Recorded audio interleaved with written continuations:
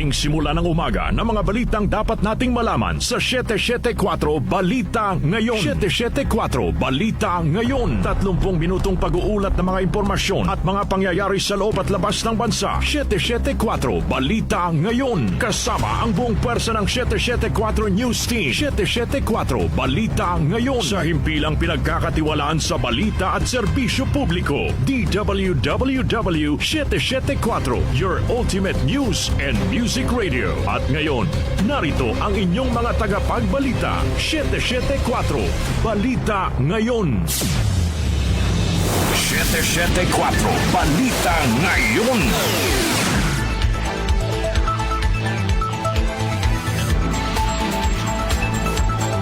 Magandang umaga, Luzon, Visayas at Mindanao. Ngayon po ay araw ng Martes, February 10, 2026. Narito na ang 774 Balita Ngayon. 774 Balita Ngayon. At sa ating pong mga headlines, taas presyo sa mga produktong petrolyo kasado na ngayong araw. Ikatlong impeachment complaint tinihain laban kay Vice President Sara Duterte. Senador Risa Hontiveros bukas sa pagtakbo sa pagkapangulo o pagka-vice-presidente sa 2028. Senado nagdaos ng unang public consultation tungkol sa panukalang anti-political dynasty. Pahayag ni Senador Rodante Marcoleta sa Kalayaan Island Group, hindi pa may tuturing na treason ayon sa palasyo. Pangulong Ferdinand Marcos Jr. nanindigang walang isusukong teritoryo ng Pilipinas. 70 tauhan ng Regional Mobile Force Battalion 14B sinibak sa pwesto dahil sa umano'y hazing sa mga bagong pulis sa Lamitan City, Basilan. Metro News, 2 security guard inaresto at sinibak sa pwesto makaraang gulpihin umano ang 17 years old na binatilyo sa Pasig River Esplanade. Sa ating balitang S&T, bagong AI method na kayang matukoy kung aling dinosaur ang nag-iwan ng mga footprint na-develop ng mga scientists. Lifestyle News, sa Greece, naglunsad ng isang bagong portal para sa pagbubuk sa kanilang mga tourist spots. Sa ating music trivia, karawan ngayon ang American singer and pianist na nagpasikat ng mga awiting The First Time Ever I Saw Your Face at Killing Me Softly with his song. Sino siya? Alamin. Balitang kakaiba, isang goldfish sa China himalang nabuhay ng 2 linggo matapos mawalan ng ulo.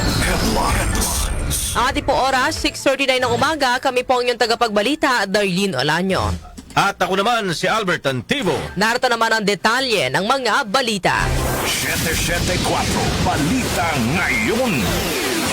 Kasado na ngayong araw ang taas presyo sa mga produktong petrolyo. Sa inilabas sa abiso ng mga kumpanya ng langis, nakasad na tumaas ng 60 centavos ang presyo ng kada litro ng gasolina at kerosene, habang piso naman ang aumento sa kada litro ng diesel. Ayon sa Department of Energy, ang oil price hike ay bunsod ng panibagong tensyon sa pagitan ng Amerika at Iran. 774 Balita Ngayon. Naghain kahapon ng ikatlong impeachment complaint laban kay Vice President Sara Duterte ang grupo ng mga pari, madre at mga abogado sa pangunguna ni Attorney Amando Virgel Ligutan. Ang reklamo na isinumite sa tanggapan ni Secretary General Sheloy Garafil ay inendorso ni mamamayang Liberal Party List Representative Leila De Lima. Grounds ng ikatlong impeachment complaint laban kay VP Sara ay culpable violation of the Constitution, betrayal of public trust, plunder, malversation, graft and corruption, bribery and other high crimes. Ito ay dahil sa umano'y maling paggamit ng 612.5 million pesos na confidential funds. Nakapaloob din sa reklamo ang mga aligasyon ni Ramil Madriaga na nag-uugnay kay VP Sara sa drug money. Representative Leila De Lima idinipensa ang pag-endorso niya ng 2 impeachment complaint laban kay Vice President Sara Duterte. Grace Mariano sa detalye. Idinipensa ni House Deputy Minority Leader at mamamayang Liberal Party List Representative Leila De Lima ang pag-endorso niya ng 2 magkahiwalay na impeachment complaints laban kay Vice President Sara Duterte. Paliwanag ni De Lima, walang prohibition o hindi ipinagbabawal sa mga miyembro ng House of Representatives na mag-endorso ng higit sa isang reklamong impeachment.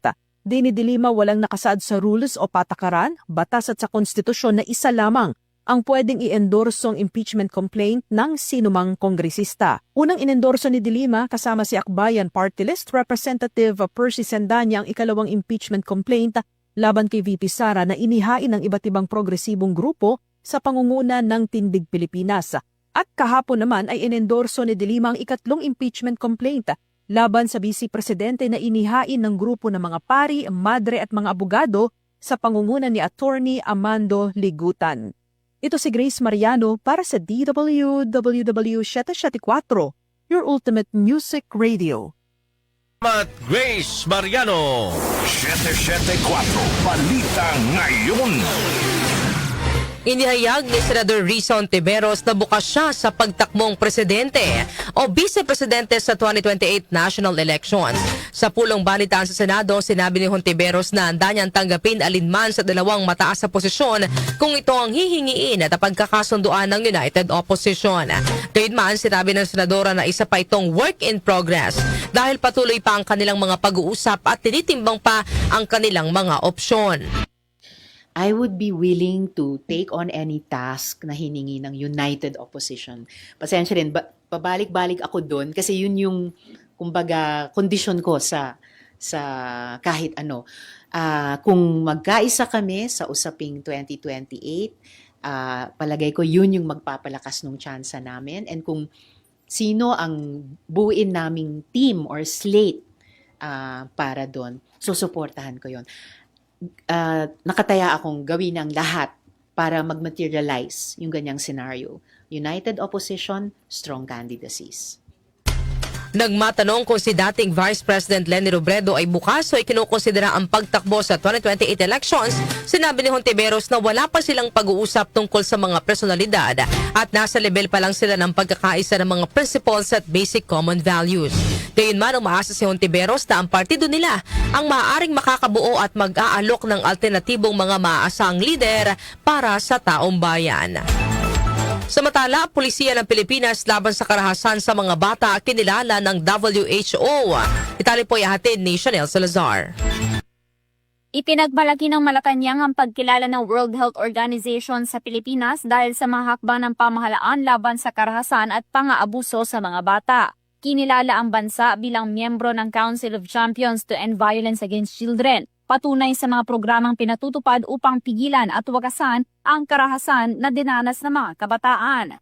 Ayon kay Paras Press Officer Claire Castro, mahalagang batayan ng pagkilalang ito ang maayos na pagpapatupad ng mga programa ng Department of Health na nakatuon sa proteksyon at kapakanan ng mga bata. Sa ilalim ng direktiba ni Pangulong Ferdinand Marcos Jr., patuloy na pinalalakas ng ahensya ang mga polisiya at serbisyong kaakibat ng Sustainable Development Goal 16.2 na naglalayong tuldukan ang lahat ng uri ng karahasan laban sa mga bata. Kabilang sa mga tinututukan ng pamahalaan ang pagpigil sa pang-aabuso, pagsasamantala, trafficking at iba pang anyo ng pisikal, mental at sexual na karahasan laban sa kabataan.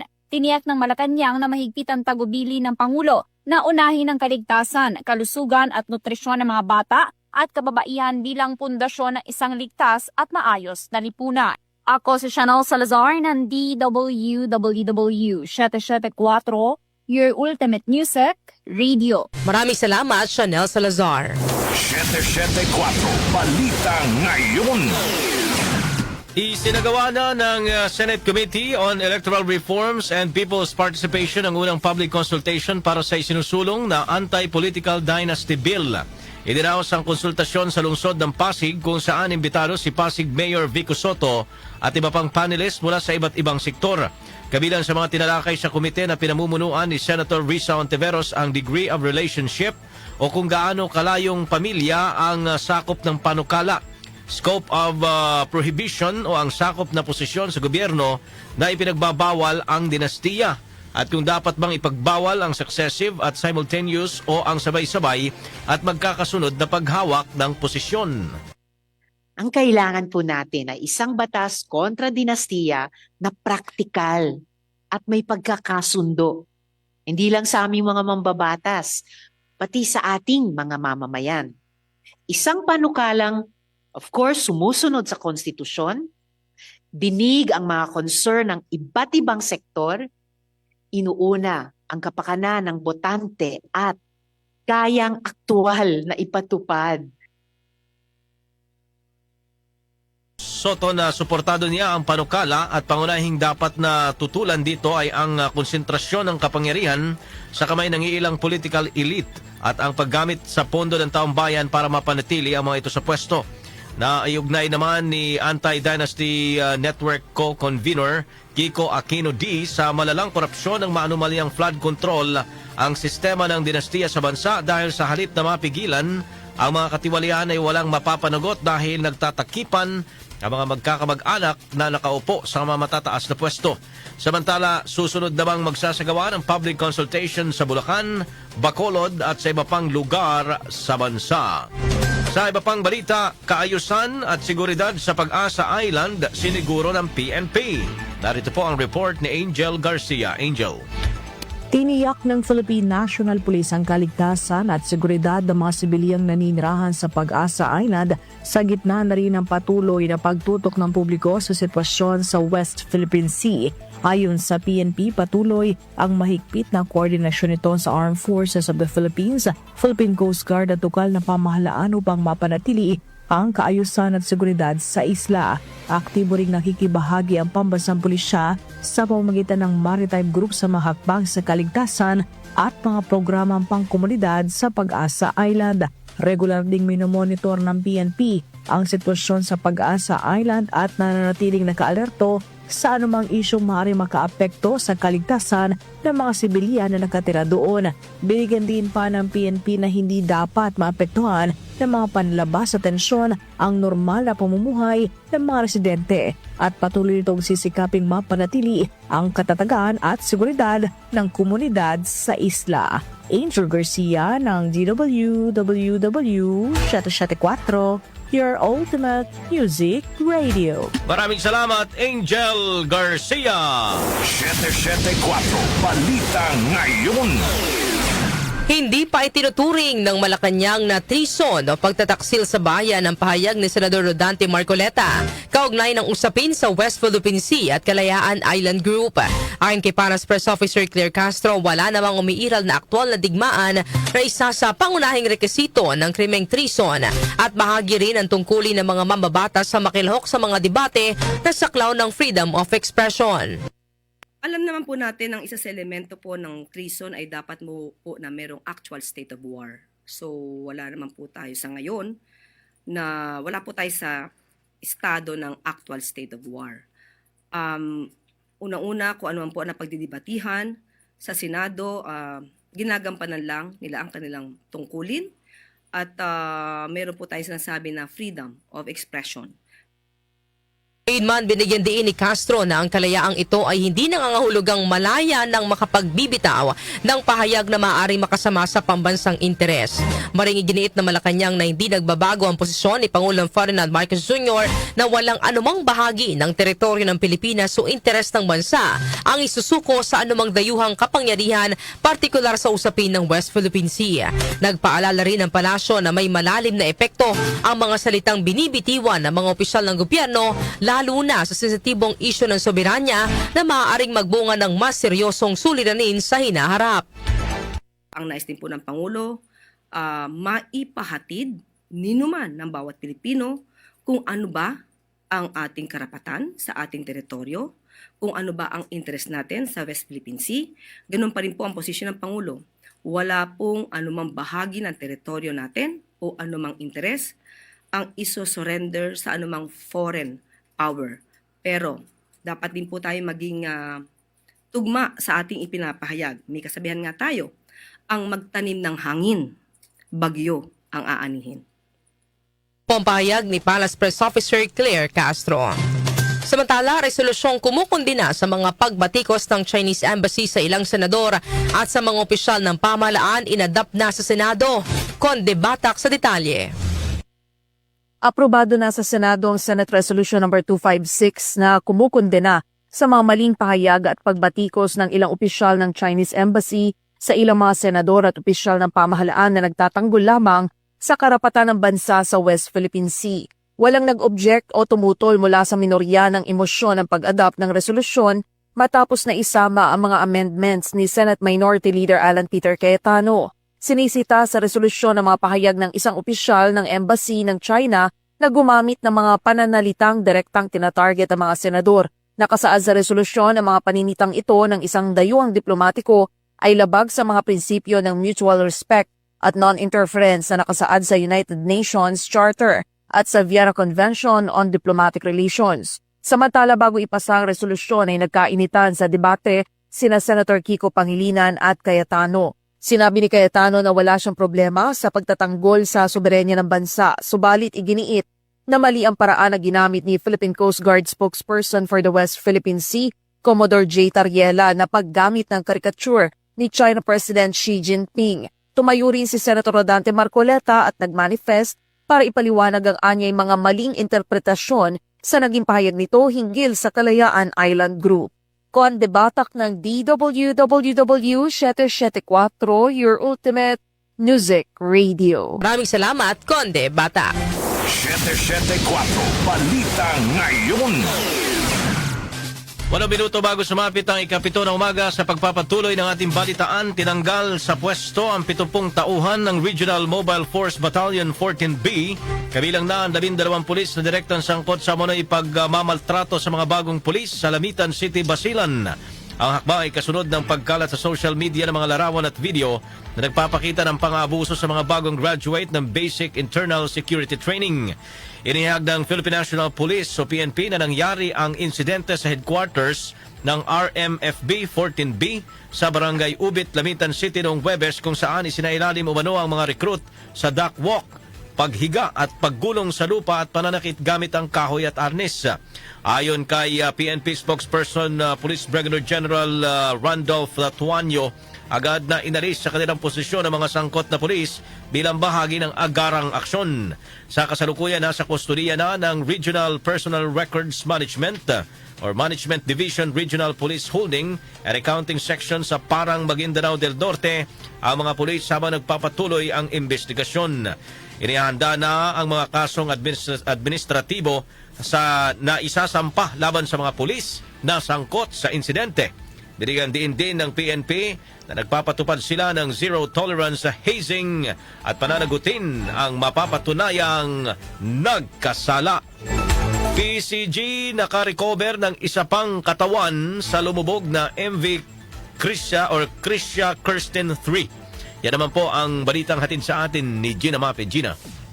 Sa pagpapatuloy ng search, rescue and dive operations sa lumubog na MV Tricia Kirsten 3, nakarecover ng isang katawan ng Philippine Coast Guard kahapon. Sa pinakahuling report ng Coast Guard alas 7:14 kagabi, natagpuan ng 4 na technical divers ng PCG Technical Diving Group ang isang katawan ng tao sa loob ng accommodation area sa lalim na 187 feet. Ayon kay PCG Technical Diving Group Supervisor Commander Cheska Hamorol, ang na-recover na katawan ay agad isinakay sa BRP Melchor Aquino o MRRV 9702 at inilipat sa BRP Capones o MRRV 4404 na nagbiyahe patungong Pantalan ng Zamboanga City. Patuloy ang koordinasyon ng Coast Guard District Southwestern Mindanao sa Provincial Disaster Risk Reduction and Management Office upang makilala ang naturang biktima ng paglubog at para sa wastong disposition. Sa ngayon ay umaabot na sa 46 ang nagbuwis ng buhay at nananatili sa 316 ang nakaligtas sa lumubog na MV Tricia Kirsten 3 sa Balok-Balok Island, Basilan. Ako si Gina Mape ng DWWW 774, your ultimate music radio. Thank you, Gina Mape. 774 Balita Ngayon. Kayo po ay nakatutok pa rin sa 774 Balita Ngayon. Kasama niyo po Darlene Olanyo. At ako naman si Albert Antivo. 774 Balita Ngayon. Metro News. Sa ating pong Metro News, inaresto at sinibak ang 2 security guard na nag-viral sa social media na sinasakta ng isang 17 anyos na lalaki sa Pasig River Esplanade sa Maynila. Ayon sa Intramuros Administration, nagsasagawa na rin sila ng investigasyon kaugnay ng insidente. Inalis sa pwesto ang 2 security guard batay sa polisiya ng tanggapan na zero tolerance sa karahasan, maling asal o kawalan ng profesionalismo. Posible ring magpataw ng parusa ang pamunuan ng Intramuros Administration laban sa security agency ng 2 security guard alinsunod sa nakapaloob sa kanilang kontrata. Depensa naman ng mga security guard, pumasok ang binatilyo sa lugar sakay ng bisikleta na ipinagbabawal sa Pasig River Esplanade. Hinabol nila ito hanggang sa Masukol at doon na nakuha na ng viral video na makikitang pinagsusuntok at sinipa nila ang binatilyo. Naharap sa reklamong physical injury ang 2 security guard. Foreign exchange rates. Foreign exchange rates. Narito naman ang update sa ating foreign exchange rates. Ang palitan ng piso kontra dolyar ay nasa 58 pesos and 62 centavos. Nasa 69 pesos and 36 naman ang palitan ng piso kontra euro, habang ang British pound ay nasa 79 pesos and 72 centavos. Ang palitan naman ng piso kontra Saudi Real ay nasa 15 pesos and 63 centavos, habang ang Japanese yen ay nasa 37 centavos. Lotto results. Lotto results. Update naman po tayo sa resulta ng Lotto. Iatid po sa atin ni Jonah Bakiran. Jonah. Narito na ang mga lumabas na winning combination sa Grand Lotto 655 sa binola kagabi February 9. 44, 39, 47, 31, 26, at 2, kung saan naabot sa 45 million pesos ang papremyo. Ang bola naman sa Megaloto 645 ay ang 4, 14, 30, 20, 18, at 13, kung saan ang jackpot prize ay aabot sa 32 million. 709,413 pesos and 77 centavos. Wala namang nakapag-uwi ng nasabing mga papremyo. Ako po si Jonah Bakira na nagsasabing wag lang umasa sa bola, tumaya sa buhay para maka-jackpot ka ng tagumpay. Maraming salamat, Jonah Bakiran. Science and technology. Science and technology. Sa ating balitang S&T, bagong AI method na kayang matukoy kung aling dinosaur ang nag-iwan ng mga footprint na develop ng mga scientists. Ito po ang balita ni Rose May Miranda, RM. Please come in. Nag-iwan ng mga dinosaur na maraming uri ng fossilized remains, kabilang ang mga buto, ngipin at kuko, mga impresyon ng kanilang balat, dumi at suka, mga hindi natunaw na labi sa kanilang tiyan, mga eggshell at maging ang remnants ng kanilang mga pugad. Ngunit mas madalas itong mag-iwan ng mga bakas ng paa na ginagamit ng mga siyentipiko para matukoy ang uri ng kapaligirang kanilang kinagisnan at maging ang ibang uri ng hayop na kanilang nakasamang mamuhay ng panahong iyon. Gayunpaman, ang pagtukoy kung aling dinosaur ang nag-iwan ng mga bakas ay malaking hamon para sa mga paleontologists. Kaya naman bumuo ang mga researcher ng isang bagong paraan sa paggamit ng artificial intelligence na maaaring makatulong sa pagtukoy ng uri ng dinosaur na responsable sa mga foot track batay sa 8 magkakaibang katangian na ibinigay ng mga bakas. Kabilang sa mga feature na ito ang pangkalahatang bigat at hugis na sumasalamin sa lugar ng pagkakalapat ng paa sa lupa, ang posisyon ng bigat, ang pag-spread ng mga daliri sa paa, kung paano nakakabit ang mga daliri sa paa, ang posisyon ng takong, ang bigat mula sa takong, ang bigat ng mga daliri kumpara sa takong, at ang pagkakaiba ng hugis sa pagitan ng kaliwa at kanang bahagi ng mga bakas ng paa. Karamihan sa mga footprint noon ay nakilala bilang isang partikular na uri ng dinosaur na may kumpiyansa ng mga eksperto, at matapos matukoy ng algorithm ang mga pagkakaiba sa katangian nito, ay itinala ng mga siyentipiko kung paano ito tumutugma sa iba't ibang uri ng mga dinosaur na pinaniniwala ang nag-iwan ng mga bakas para gabayan ang pagkilala sa mga susunod pang foot tracks. Ang isang nakakaintriga na konklusyon na ginawa ng algorithm ay kinasasakutan ng mga larawang pinag-aralan nito na 7 maliliit na 3 paa ng mga footprint, mga 210 milyong taong gulang mula sa South Africa. Pinatunayan nito ang isang naunang pagtatasa ng mga siyentipiko na ang mga ito ay may malapit na pagkakatulad sa mga ibon, kahit na 60 milyong taon na itong mas matanda kumpara sa pinakaunang kilalang avian fossil. Manatiling may kaalaman sa gama teknolohiya sa gitna ng pagiging moderno ng ating mundo. Ako si Rose May Miranda, ng DWWW 774 Ultimate Music Radio. Maraming salamat, Rose May Miranda.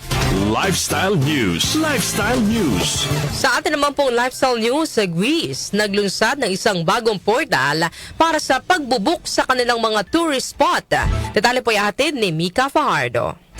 Inunsad ng Ministry of Culture ng Greece ang isang bagong portal upang pangasiwaan ang mga booking para sa pagbisita sa mahigit 100 archaeological site at museo sa bansa, kabilang ang kilalang Acropolis.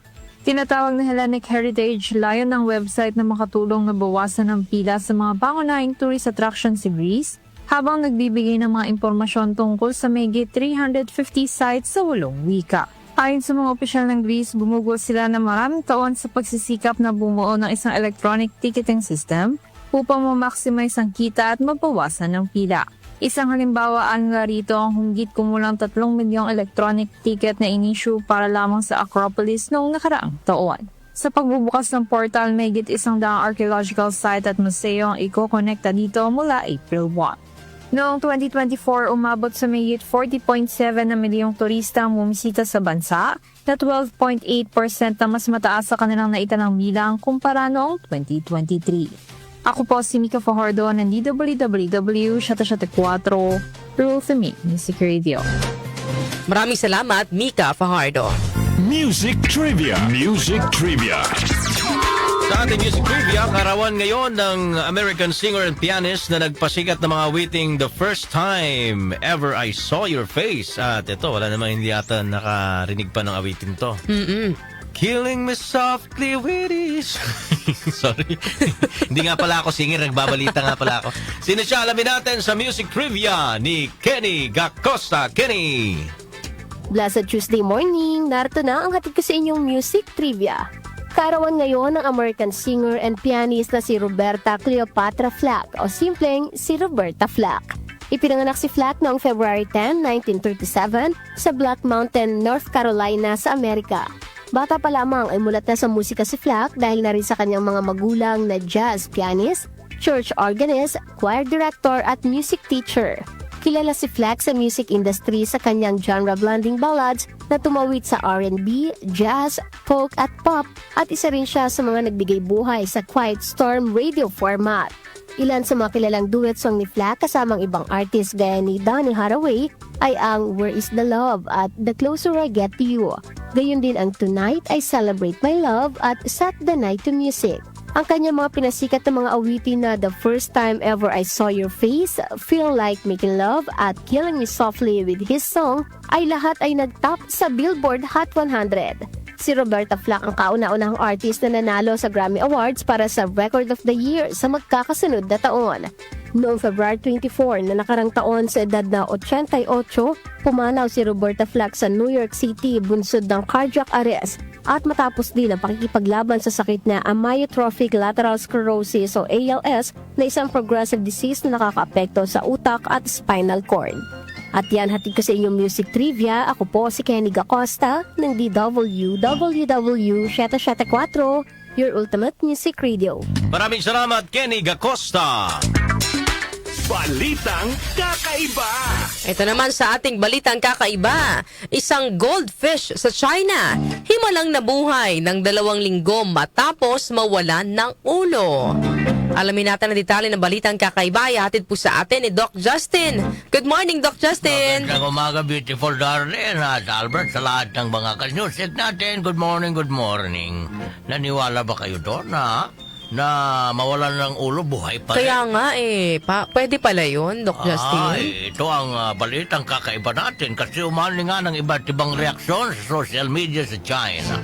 Ang video na in-upload ng isang goldfish owner kung saan makikita ang kanyang alagang goldfish na lumalangoy sa tangke nito na walang ulo.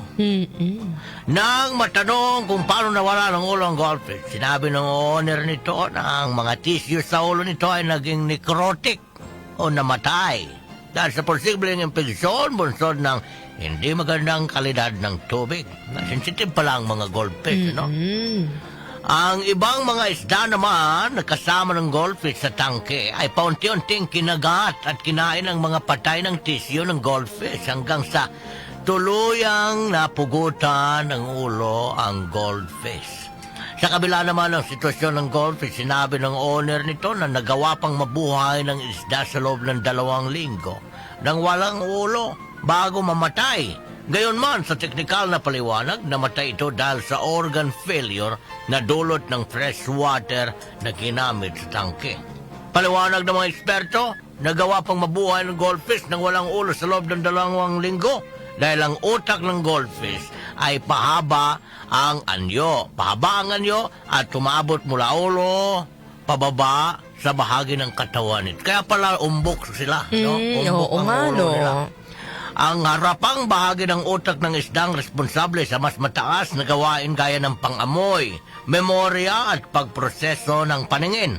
Samantala ang brainstem, ang pinakamalagang bahagi na natiling buhay, ay matatagpuan sa loob ng katawan. Kaya pala, yun yung nagko-connect sa spinal cord. Hanggat buo at hindi nasisira ang brainstem, nagagawa pa ng isda na huminga sa pamagitan ng mga hasang at mapamanatili ang sirkulasyon ng dugo. Oh, so kahit na medyo na tanggal na yung bahagi ng kanyang ulo, kaya pa palang mabuhay ng goldfish, no? Technically, namatay siya dahil doon sa organ failure. Siguro kalaunan parang nahirapan na Oo. yung kanyang pagproseso. Pero kung ng hindi katawan. siguro dahil sa organ failure, baka baka, buhay oo, pa. mas mahaba pa yung itagal ng goldfish tandaan kahit wala natin, siyang ulo. Ang itong goldfish may utak. Tayo rin may utak tayo, pero bakit parang yung iba walang utak? Hindi ginagamit. Parang nasa talampakan ng utak. Ako, sabi nga ng joke, Doc Justin, yung utak daw kapag binenta mahal dahil hindi masyadong gamit. Yun lang. Baka ilagay na sa museum. Oo, kaya gamitin natin. Yun ganun pa man, Darlene, kung mahalin tulad natin sa tao, kung talagang hindi mo pa oras, hindi pa talaga. Oo. Kaya lagi natin tandaan na ang buhay sa mundo ay maikli lang. Kaya gawin natin ang tama at gawin lang natin ang naayon sa kautusan ng Diyos. Alright, ako si Doc Justin. Just out na ako. Thank you. Maraming salamat, Doc Justin, sa ating pong balitang kakaiba. Bago tayo magtapos sa ating balitaan, ito muna ang ating pong topic ngayong araw po ng Wednesday, ang ating pong bibigyan ng opinyon. Kabilang ba kayo sa mga naniniwalang hindi pinapahalagahan ng elected officials ang pananaw ng mga ordinaryong Pilipino? Ayan, pag-usapan natin yan. Kabilang ba kayo mga kanyusik sa mga naniniwalang hindi pinapahalagahan ng elected officials ang pananaw ng mga ordinaryong Pilipino? Or kung meron ba kayong karanasan na nagsumbong na kayo, di Di ba? kayo pinakinggan. Oo, binaliwala Kasi lang. sabi nila, pag meron kayong problema dito, lapit na kayo. Lapit na ba yung staff ko Meron bang Correct. ganun ng experience na, nagsumbong ka pero wala namang action. O kaya sinasabi na pwede kayong tumawag sa mga hotline na ito pero hindi nyo naman makontak. Diba? Yung mga ganon. Wala baka kayong naman, makausap. Baka naman sinabihan lang kayo ng eleksyon ng ganyan. Oo. After election, Hindi na kayo hindi kilala. naman napitan. Ay, mahirap yan. nako. Yan, mga kanyusik, yan po ang ating bibigyan ng opinyon yung araw po ng Martes. Ito po ang ating text line, 0929-321-8738. At maaari din po kayo mag-comment sa ating pong Facebook Live at sa ating YouTube channel. Inyo pong narinig ang mga may init na balita ngayong araw po ng Martes, February 10, 2026. Kami po ang inyong tagapagbalita, Darlene Olanyo. At ako naman, si Albert Antivo. Napasa inyo ang 774 Balita Ngayon. 774 Balita Ngayon.